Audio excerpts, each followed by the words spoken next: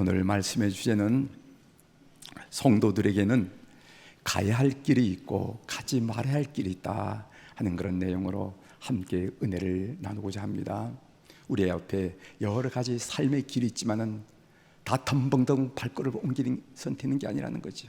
어떤 길은 가야 할 길이 있고 어떤 길은 가지 말고 돌아서야 할 길이 있다 하는 내용을 오늘 여러분들과 함께 나누도록 하겠습니다.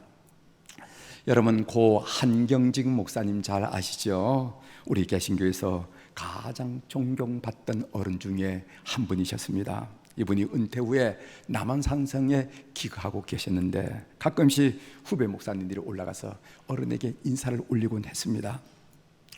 갈 때마다 좋은 말씀으로 후배들을 격려하기도 하고 도전하기도 했는데 하루는 이런 말씀을 하시더라는 거지요. 무슨 말씀을 하는가 하면은, 나는 요즘도 예쁜 여성을 보면 이상한 생각이 들어. 어른이 이런 말씀을 하시더라는 거지. 은퇴해서 남한산성에 계신 어른이 나는 요즘도 예쁜 여자를 보면 마음속에 이상한 생각이 든다는 거예요. 쉽게 말할 수 없는 얘기를 하신 것이죠. 이것은 그 어른의 인격, 신앙 인격이 성숙했느냐 성숙하지 않았느냐 하는 문제와 다른 문제입니다. 이 말씀의 의미는 우리가 이 땅에 육신을 쓰고 삶을 살고 있는 이상 우리가 욕망에서 자유롭지 못하다 하는 내용을 우리에게 알려준 말씀이라 이렇게 생각합니다. 아무리 신앙이 좋은 사람도 때로는 목전의 두려움 때문에 그 두려움에 사로잡혀서 실수를 범할 때가 많이 있어요. 오늘 우리가 읽은 사무엘상 27장은 BC 1015년경에 일어난 사건입니다. 엄청나게 오래된 사건이죠. 도피 생활이 계속되면서 다윗의 몸과 마음도 지쳐갔습니다. 자신을 따른 사람들의 안위도 걱정하지 않을 수가 없지요. 지도자가 다윗의 휴하에는 600명의 용사들이 있었고 그 600명의 가수들과 합하면 한 2000명이 넘는 사람들이 그의 뒤를 따르고 있었습니다. 사울왕에 쫓기고 있는 입장에 있는 다윗이 사울왕의 그 경계 안에서 영내에서 합법적인 방법으로, 정당한 방법으로 그 6,000명의 가수들의 그렇게 먹거리를 준비한다는 것은, 확보한다는 것은 쉬운 일이 아니에요. 그런 의미에서 본다면은 다윗의 블레셋 망명은 최선은 아닐지라도 차선이 될 수 있다라고 자유할 수 있는 사건입니다. 다윗은 그를 따르는 600명의 동지들과 함께 블레셋에 속한 가드의 아기스 왕에게 망명을 갔습니다. 가드는 블레셋의 5대 도시 국가 중에 하나입니다. 여러분, 가드, 가사, 아스돗, 아스글론, 에그론, 이게 5대 도시인데 그 중에 하나가 바로 가드라 하는 그런 도시입니다.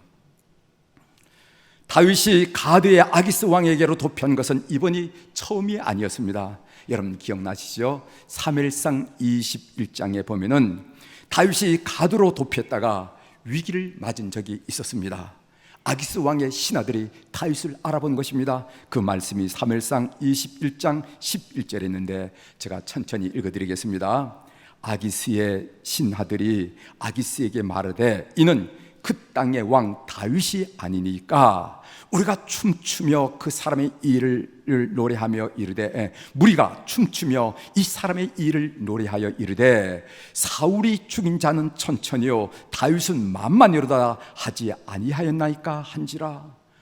아기스의 부하들이, 신하들이 다윗을 알아보고 이 사람 보통 사람이 아니다, 저 나라의 왕이다, 왕이 될 사람이다 하는 것을 얘기하는 것을 보게 됩니다. 자기에게 위기가 닥쳐온 사실을 확인한 다음에 다윗은 기지를 발휘했죠. 그 발휘한 기지가 뭐냐면은 미친 척 하는 것이었습니다. 대문 기둥에 기대어서 등을 그적거리고, 여러분 가려우면 등을 그적거리죠? 그적거리고 침이 흘려서 이 수염까지 철철 흐르도록 하고, 눈은 초점이 맞지 않아가지고 휑하니 바라보면서 마치 미친 사람이 됐다. 그래서 그 위기를 극복했다 한 내용을 사무엘상 21장에서 여러분들이 보았습니다.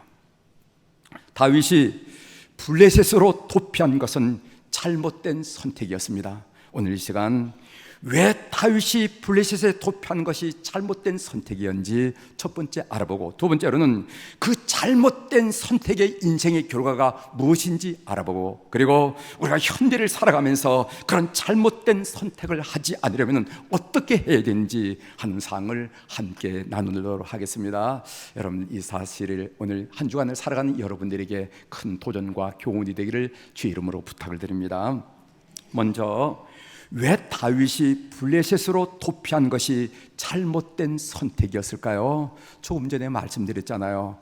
2,000명에 있는 가수들을 먹이려고 그런다면 이 선택이 최선이라고 말할 수 없을지는 모르지만 그래도 차선이었다 이렇게 평가받을 만한데, 왜 성경은 왜 이 선택을 잘못된 선택이라고 말하는지 그 이야기를 한번 해드리겠다는 거죠. 첫째로, 하나님의 생각보다 자기의 생각이 앞섰기 때문입니다. 오늘 1절에 보면 다윗이 그 마음에 생각하기를 이렇게 말하고 있습니다. 다윗이 그 마음에 생각하기를 무슨 생각을 했나요? 이어서 두 가지를 말하고 있는데, 하나는 다윗은 블레셋으로 도피하면 사울 왕의 추격을 벗어나리라 이렇게 생각하고 판단했다는 것입니다. 1절을 우리 한번 읽어보도록 하겠습니다. 1절 다윗이 그 마음에 생각하기를 내가 후일에는 사울의 손에 붙잡히리니 블레셋 사람들의 땅으로 피하여 들어가는 것이 좋으리로다. 사울이 이스라엘 온 영토 내에서 나를 찾다가 단련하더니 내가 그의 손에서 벗어나리라 하고. 아멘. 결과적으로 다윗의 망명 소식을 들은 사울 왕은 더 이상 사울을 추격하지 않았어요. 많은 얘기 같죠.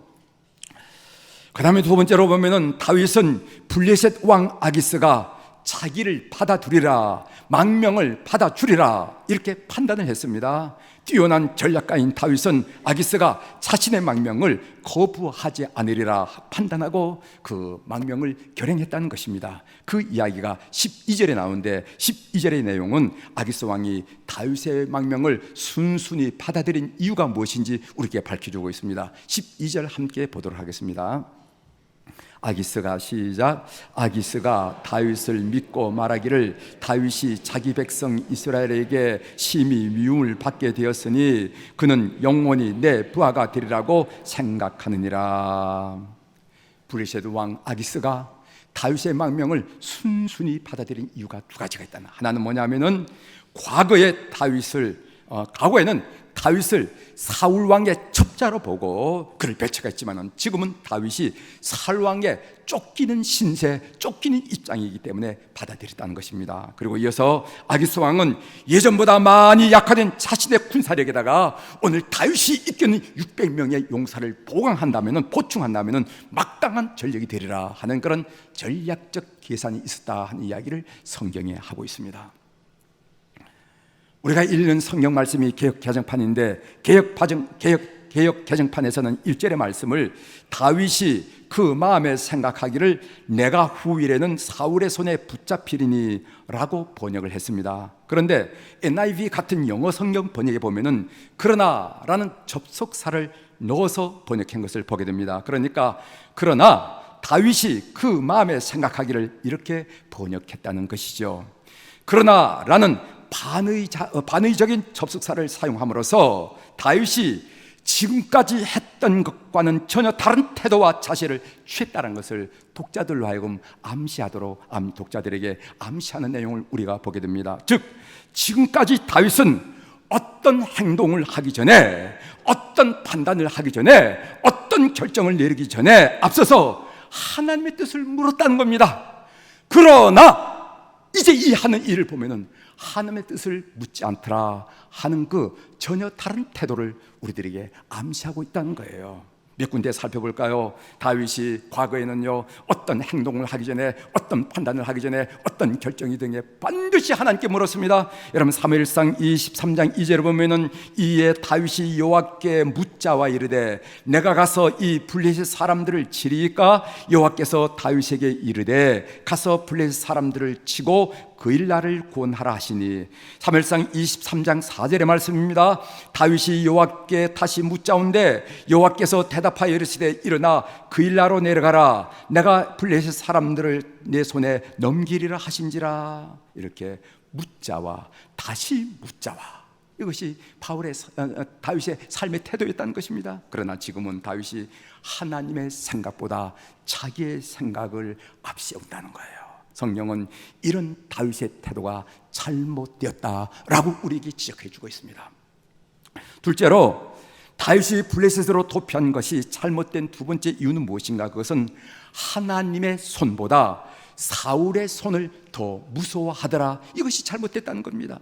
오늘 1절에 보면요, 여러분 눈에 띄는 단어가 있습니다. 내가 후일에는 사울의 손에 붙잡히리니, 그리고 마지막에 내가 그의 손에서 벗어나리라 하고 이런 말씀이 있습니다. 사울의 손이라는 단어가 크게 우리 눈에 드러나는 것을 보게 됩니다. 오랜 도피 생활로 믿음이 약해졌습니다. 믿음이 약해지니까 사람이 두려워졌습니다. 여러분 참 이상하죠? 믿음이 약화되니까 사울 왕의 존재가 무서워졌다는 사실입니다. 하나님의 손에 붙들려 있을 때는 사람의 손이 무섭지 않았어요. 하나님의 손에 붙들려 있을 때는 사람의 손이 무섭지 않았습니다. 그런데 하나님의 손을 어느 순간 놓으니까 그 다음부터 사람의 손이 무섭게 다가오는 것을 다윗이 느끼게 되는 것입니다. 내가 사망의 음침한 골짜기로 다닐지라도, 평범한 땅이 아닙니다. 평안의 땅이 아닙니다. 내가 사망의 음침한 골짜기로 다닐지라도 해를 두려워하지 않을 것은 주께서 나와 함께 하심이라. 주의 지팡이와 막대기와 나를 안위하시나라. 이렇게 담대하게 사망의 골짜기도 눈 하나 흔들리지 않고 걸어가던 이 다윗의 마음에, 다윗이 내가 후일에는 사울의 손에 붙잡히리니 라는 나약한 말이 서슴없이 그 입에서 나오는 것을 우리가 보게 되는 것입니다. 언젠가는 이런 식으로 나가다가는 언젠가는 사울왕의 손에 죽을지도 모른다는 생각이 내 마음에 딱 자리 잡고 나니까 이제는 꼼짝 못하겠는 거예요. 그래서 그는 망명을 갈 수밖에 없었다는 것입니다. 정말 위기는 상황에 있는 것이 아니라 믿음에 있다는 사실입니다. 여러분 한번 따라해 보십시오. 정말 따라하세요. 정말 따라하시라고요. 정말 위기는 상황에 있는 것이 아니라 믿음에 있습니다. 믿는 여러분들이 되기를 주의 이름으로 축원합니다. 여러분 마태복음 14장에 보면은 물 위를 걸었던 베드로의 이야기가 나옵니다. 여러분 잘 아시는 말씀이죠. 베드로가 우리 주님만 똑바로 바라보고 응시했을 때는요, 바닷속에 빠져들어가지 않았습니다. 그러나 그의 시선이 주님으로부터 흐트러져서 산만하게 되어서 바다에 있는 자기 주변에 있는 전 여러 상황을 보기 시작할 때 그 상황이 눈에 들어오기 시작하면서 그는요 무너지고 말았다는 것을 우리가 보게 됩니다.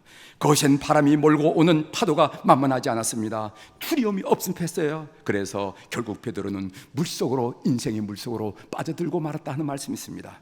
마태복음 14장 30절이죠. 바람을 보고 무엇을 보고? 바람을 보고 무서워 빠져가는지라 소리질러 이르되 주여 나를 구원하소서 하니. 사랑하는 교우 여러분, 하나님의 얼굴만 바라보는 교우들이 되기를 주의 이름으로 축원합니다.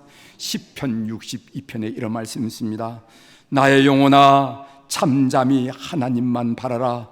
물은 나의 소망이 그로부터 나오는도다. 오직 그만이 나의 반석이시요 나의 구원이시요 나의 요새시니 내가 흔들리지 아니하리로다.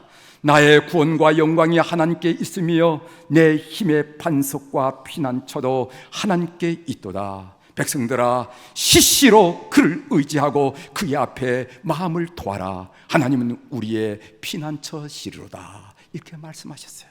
성경은 하나님의 손보다 사울의 손을 더 무서워하는 다윗의 태도가 잘못되었다라고 우리들에게 가르쳐주고 있습니다.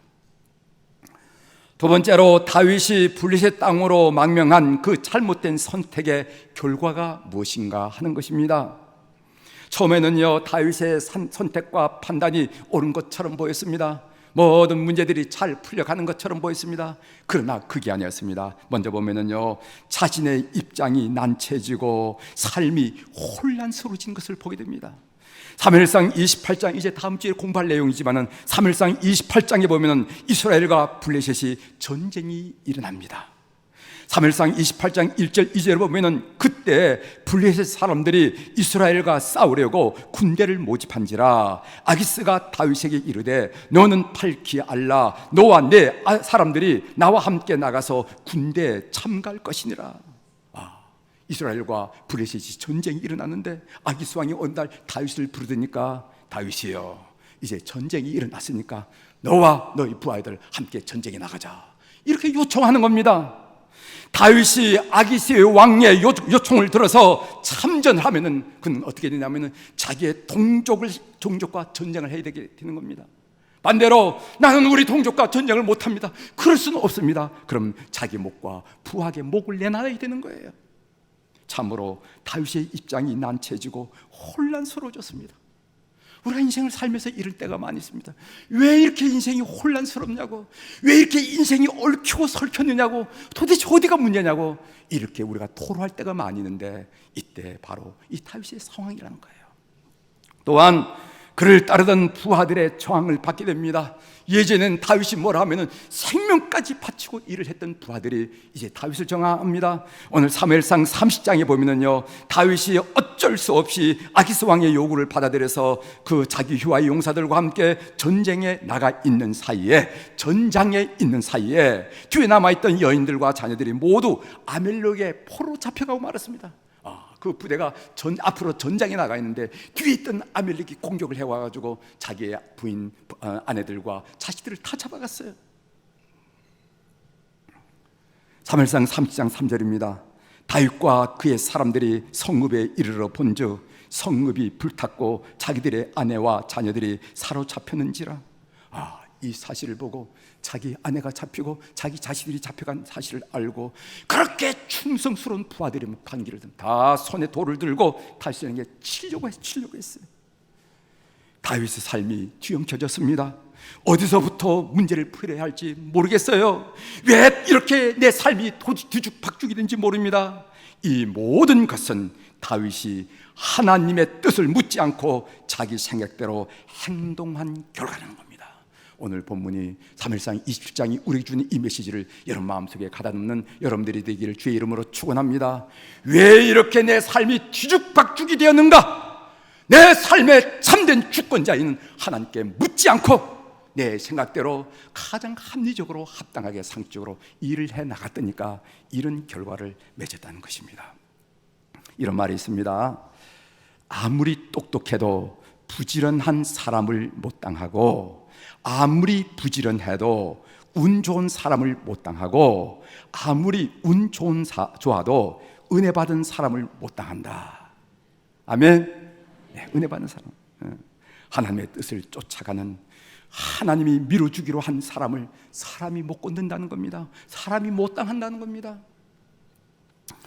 우리가 살아가면서 그런 잘못된 선택을 하지 않으려면 어떻게 해야 됩니까? 성경에 보면요, 사탄은 잘못된 선택을 하도록 다음 4가지 단계로 우리를 시험합니다. 오늘 이 4가지 단계를 제가 간단하게 여러분들에게 소개해 드릴 텐데, 나는 어떤 부분이 약한지, 어떤 부분에 실수한지 여러분 스스로의 삶을 견주어서 살펴보시길 바랍니다. 첫 번째 단계는요, 사탄이 우리 안에 욕망을 충동질한다는 것입니다. 그 욕구란 대체로 이생의 자랑, 안목의 정욕, 육신의 정욕을 말하는데, 이 이생의 자랑의 대표적인 욕망은 명예욕이고, 안목의 정욕의 대표적인 욕망은 재물욕이고, 그리고 육신의 정욕의 대표적인 욕망은 성욕입니다. 우리는 우리 주변의 상황이 우리를 시험한다고 때로는 얘기하고 있지만은 그렇지 않습니다. 사실 시험은 우리 내면에서 일어난다 하는 것을 여러분들이 기억하시고, 시험은 우리 내면에서, 유혹은 우리 내면에서 시작된다는 것을 여러분 아시길 바랍니다. 두 번째 단계는 사탄이 우리로 하여금 의심하게 합니다. 사탄은 우리로 하여금 죄에 대한 하나님의 말씀을 의심하도록 만듭니다. 그것이 정말 잘못된 것인가? 질문하게 만들어요. 정말 하나님 그것을 하지 말라고 했는가? 이 정도까지는 죄가 아니지 않은가? 문화가 달라졌는데 하나님 말씀의 해석도 달라져야 하지 않는가? 이렇게 이야기하는 거예요. 그래서 하나님의 말씀을 의심하게 만듭니다. 창세기 보면요, 아담과 하와가 하나님의 말씀을 의심하도록 교묘하게 유도하는 사탄의 질문들이 여러 개 소개되어 있습니다. 세 번째 단계는요, 사탄은 우리로 하여금 거짓을 믿게 만듭니다. 진실이 아닌데, 사실이 아닌데 거짓을 믿게 합니다. 사탄이 이렇게 말합니다. 너희는 죽지 않을 거야. 아무도 모르게 할 수가 있어. 사실 모든 사람이 그렇게 살고 있단다. 너는 진정한 행복이 무엇인지 이제부터 깨닫게 될 거야. 네 번째 단계는요, 사탄은 우리로 하여금 불순종하게 한다는 거죠. 결국 우리는 머릿속에 생각하던 것들이 하나씩 실천 발로 옮기게 됩니다. 그래서 결국 우리는 죄의 사슬에 매게 된다는 거죠. 야고보서 1장 14절 이하 보면은 오직 각 사람이 시험을 받는 것은 자기 욕심에 끌려 미혹되매니 욕심이 잉태한즉 죄를 낳고 죄가 창성한즉 사망을 낳느니라. 네, 사랑하는 형제들아, 속지 말라, 이렇게 말씀하셨어요. 그러면은 우리는 어떻게 이 시험을 이길 수가 있을까? 우리는 어떻게 이런 시험을 이길 수가 있을까? 제가 네 가지만 간단히 말씀을 드리겠습니다.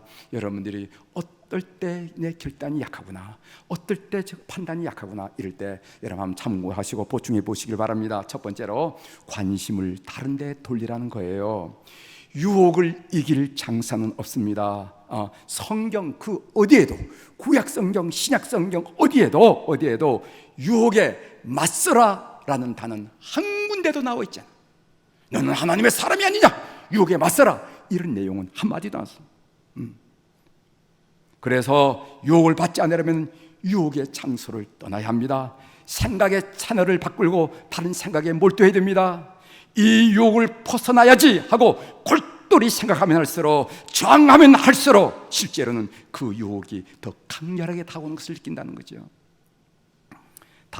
다이어트에 성공하기 어려운 이유가 뭐냐? 그런 사람, 실패한 사람들의 얘기를 가만히 들으면요, 그런 사람은 밤낮 먹을 것만 생각하고 있어요. 다이어트 해야지. 밤낮 뭐 맛있고 먹으면 안 돼. 밤낮 먹을 거 없어요. 여러분, 그런 사람은 어렵다는 거죠. 더 강렬하게 다가온다는 거죠. 때로는 그 자리를 벗어나야 됩니다. 관심을 다른 데로 돌려야 됩니다. 때로는 TV를 꺼야 할 때도 있어요. 때로는 만난 사람의 약속을 단호히 취소할 때도 있습니다. 이렇게 피하는 여러분들이 되셔야 돼요. 두 번째로, 문제를 나눌 좋은 크리스천 친구를 사게 됩니다. 저는 우리 속회 그리고 선교회 참으로 이렇게 그 소그룹을 강조한 사람인데, 이런 친구가 필요해요. 문제를 온 세상이 알도록 떠버릴 필요는 없지만 적어도 우리에게는요, 솔직히 털어놓을 수 있는 크리스천 친구가 필요합니다. 여러분, 야고보서 5장 16절에 보면은 그러므로 너희 죄를 서로 고백하며 병이 낫기를 위하여 서로 기도하라. 의인의 간구는 역사하는 힘이 크니라, 이런 말씀이에요. 서로는 혼자를 서로라고 말하지 않습니다. 내 마음을 드러내놓고 그 아픔을 나의 아픔으로 여기면서 함께 기도할 그런 동력자들이 필요하다는 거예요. 여러분들이 속회 그리고 선교회를 통해서, 이 소그룹 활동을 통해서 그 마음을 열어놓음으로써 그렇게 삶으로 승리하는 여러분의 삶이 되기를 바랍니다. 그 다음에 사탄을 대적하라. 야고보서 4장 7절 하반절에 보면은 마귀를 대적하라. 그리하면 너희를 피하리라 했어. 여러분, 사탄 마귀 이야기하니까 그것은 무슨 20세기 아닌 19세기 아니면 고대에 얘기했던 무슨 신화적 얘기인 줄 아시지만 절대 그렇지 않습니다. 사탄은 그림자도 아니고 그리고 형체 없는 그런 귀신이에요. 사탄은 인격적인 영적인 실체입니다. 실제. 저는 선교 현지에서 강렬하게 그걸 느꼈었거든요. 그래서 여러분들이 성경에 보면은요, 싸우다, 정복하다, 겨루다, 극복하다, 이런 전쟁 용어가 많이 있어요. 크리스천 삶이라는 것은 영적 전쟁입니다. 예수를 믿고 그리고 주님 앞에 갈 때까지 영적 전쟁을 해야 돼요. 날마다 여러분들 영적인 실체인 마귀를 예수의 이름으로 굴복시키고 그리고 물심으로 말미암아 영적 전쟁에 승리하는 우리 교우들이 되기를 주의 이름으로 축원합니다. 네 번째로, 하나님의 도움을 구하라. 스스로 과신하지 마십시오. 때때로 사람들 보면은 스스로 과신하는 분이 있어요. 저는 관계없습니다, 저는 틀림없어요. 그렇지 않습니다. 우리는 영적인 일에 그렇게 강한 존재가 아니라는 거예요. 사도행 예레미야 17장 9절에 보면은 만물보다 거짓되고 심히 부패한 것이 마음이니라, 이렇게 써요. 하나님의 도움을 구하시길 바랍니다. 나는 약합니다. 난 실수가 많은 사람입니다. 하나님이 아시잖아요. 주님 도와주십시오 하고 주님께 구하는 여러분들이 되시길 바랍니다. 천국에는 24시간 응급전화가 설치되어서 우리의 기도에 응답하는 것을 여러분이 믿으시길 바랍니다. 이제 말씀을 마치겠습니다. 성도들에게는 가야 할 길이 있고 가지 말아야 할 길이 있습니다. 사탄은 우리를 가지 말아야 할 길을 가도록 유혹합니다. 우리가 사탄의 유혹을 받아서 가지 말아야 할 길을 선택하게 되면 그때는 좋을지 모르지만은 그 다음 순간부터 삶이 뒤엉키게 된다는 것입니다. 잘못된 선택에는 그에 따르는 대가가 반드시 있게 마련이에요. 교회 여러분, 성령의 지도 아래서 올바른 선택, 바른 선택을 통해서 예수 이름으로 승리하는 교우들이 되기를 주의 이름으로 축원합니다. 기도하시겠습니다.